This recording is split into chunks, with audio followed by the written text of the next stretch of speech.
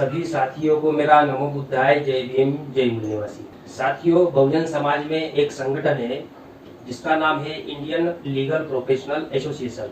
Actual में वकीलों का संगठन है और जो वकालत से जुड़े हुए लोग हैं, साथी है, उन लोगों का संगठन है। एक राष्ट्रीय स्तर का संगठन है और ये भारत मुक्ति मोर्चा की एक ऑफशूट विंग के रूप में है।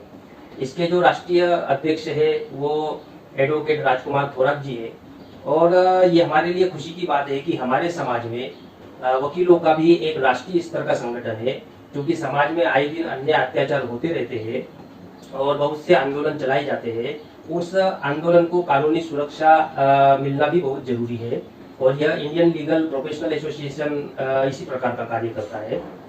तो भारत में जितने हमारे बहुजन समाज के वकील हैं और वकालत से जुड़े, पेशे से जुड़े हुए लोग हैं, तो उन लोगों को एक मंच पर लाने के लिए और उनमें भी हमारे महापुरुषों के, बहुजन महापुरुषों के इतिहास की, आंदोलन की जानकारी उन लोगों तक पहुंचाने के लिए इंडियन लीगल प्रोफेशनल एसोसिएशन के तरफ से दूसरा राष्ट्रीय अधिवेशन रखा गया है। यह राष्ट्रीय अधिवेशन दिनांक 2 अक्टूबर 2022 को होगा। समय रहेगा सुबह 11 बजे से रात 9 बजे तक। इसका स्थान है गुरु नानक सभागृह, गुरु नानकपुरा, नागपुर। तो यह राष्ट्रीय अधिवेशन नागपुर में होने जा रहा है। इस अधिवेशन के मुख्य वक्ता और मुख्य अतिथि रहेंगे जस्टिस के चंदू, मद्रास हाईकोर्ट। आप मद्रास हाईकोर्ट के जस्टिस है। कार्यक्रम के उद्घाटक रहेंगे मान्यवर आनंद भड़के जी। आप प्रथम दंडाधिकारी गढ़चिरौली से है। कार्यक्रम के मुख्य अतिथि रहेंगे एडवोकेट प्रशांत भूषण, वरिष्ठ अधिवक्ता सुप्रीम कोर्ट। और कार्यक्रम की जो अध्यक्षता है वो करेंगे एडवोकेट राजकुमार थोराट, राष्ट्रीय अध्यक्ष इंडियन लीगल प्रोफेशनल एसोसिएशन। और इस अधिवेशन के प्रमुख मार्गदर्शक रहेंगे मान्यवर वामन मेश्राम, राष्ट्रीय संरक्षक इंडियन लीगल प्रोफेशनल एसोसिएशन। तो साथियों, ये जो राष्ट्रीय अधिवेशन है ये अलग अलग सत्र में होगा।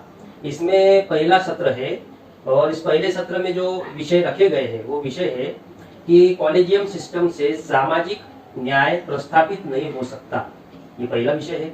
अथवा करके विषय दिया गया है कि कॉलेजियम सिस्टम ने न्यायपालिका में SC, ST, OBC और माइनॉरिटी को प्रतिनिधित्व विहीन कर दिया है, या SC, ST, OBC और माइनॉरिटी को प्रतिनिधित्व संपन्न बनाने के लिए राष्ट्रीय न्यायिक सेवा आयोग का गठन करना अनिवार्य है, वर्तमान में संवैधानिक न्यायिक जरूरत। तो ये प्रथम सत्र का विषय है जो कॉलेजियम सिस्टम से जुड़ा हुआ है।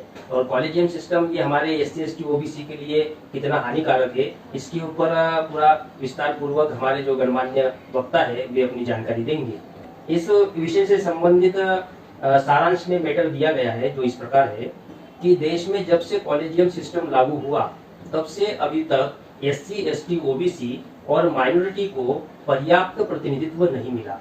इस कारण SC, ST, OBC और माइनॉरिटी के व्यक्ति आज भी हाई कोर्ट और सर्वोच्च न्यायालय में न्याय की गुहार लगाते हैं, लेकिन अधिकतम केसेस में उनके साथ न्याय नहीं होता।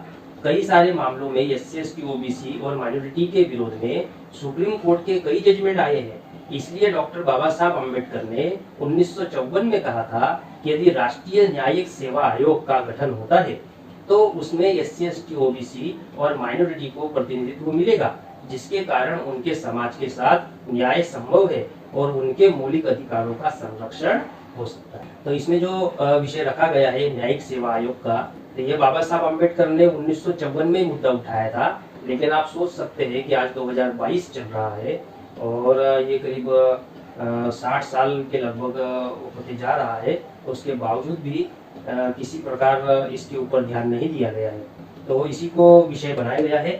इसमें जो वक्तागण रहेंगे एडवोकेट प्रवीण तलवार कर्नाटक से, एडवोकेट BM कृष्णा रेड्डी तेलंगाना से, एडवोकेट प्रणय राज रणवीर गुजरात से, एडवोकेट धर्मराज उड़ीसा से, एडवोकेट सुशील शास्त्री यूपी से, एडवोकेट कृष्णा रेड्डी तेलंगाना से, और एडवोकेट अन्नपूर्णा कुंभार उड़ीसा से, और एडवोकेट तिपन्ना डांगे तेलंगाना से। इस तरह ये जो पहला सत्र है, इस पहले सत्र का ये वक्ता रहेंगे। इसके बाद में दूसरा सत्र दिया गया है। दूसरे सत्र में भी अलग अलग प्रकार के विषय रखे गए हैं।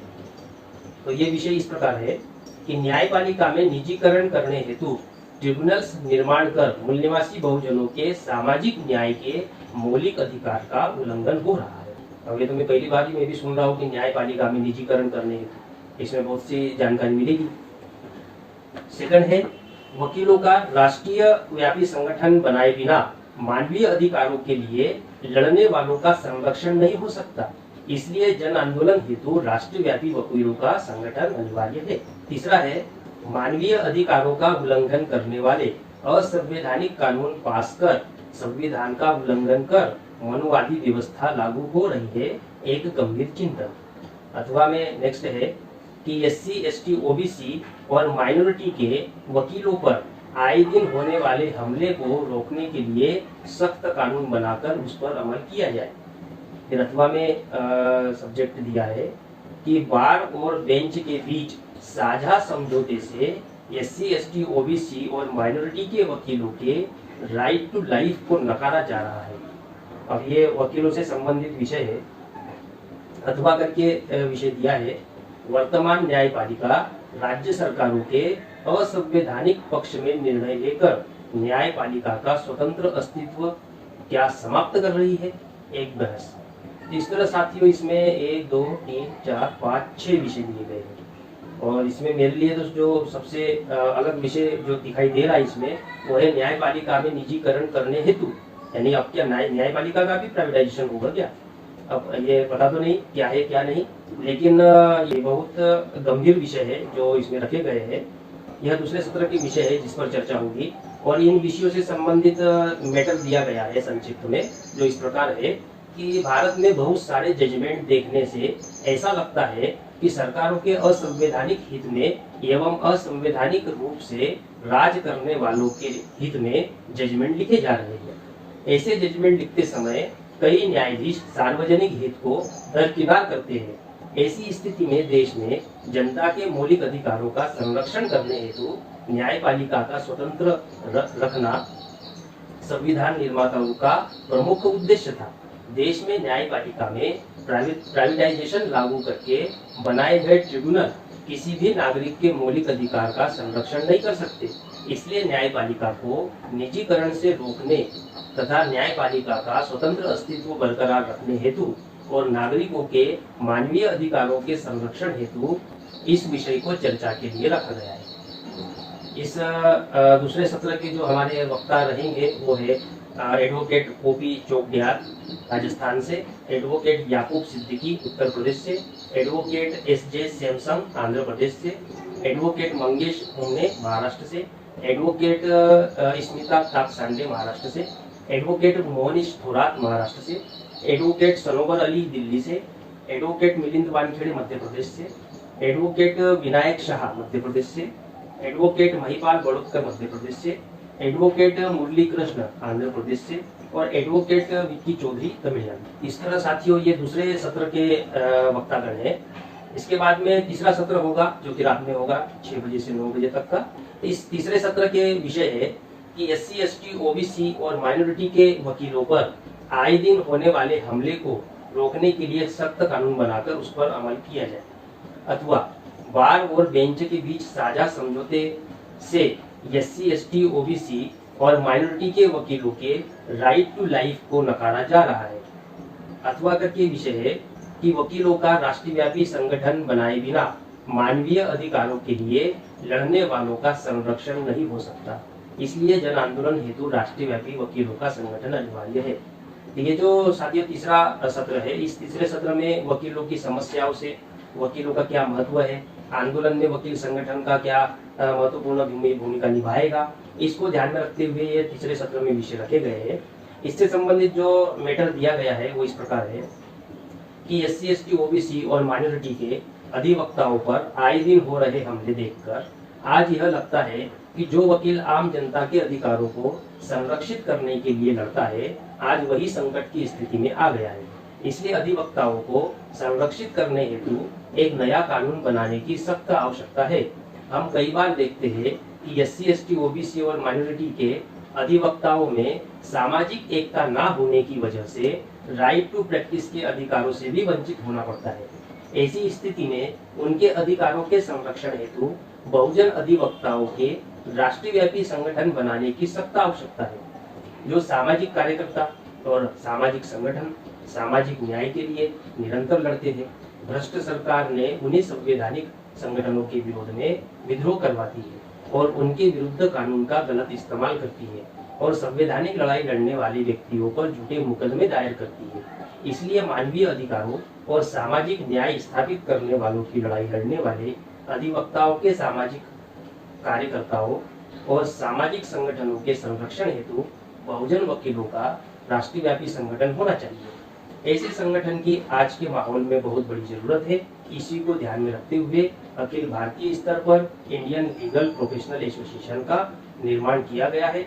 इसका राष्ट्रीय स्तर पर निष्ठापूर्वक विस्तार करें और संवैधानिक रूप से सामाजिक लड़ाई लड़ने हेतु आगे बढ़े। इस तरह साथियों, ये तीसरा सत्र के विषय और मैटर दिया हुआ है।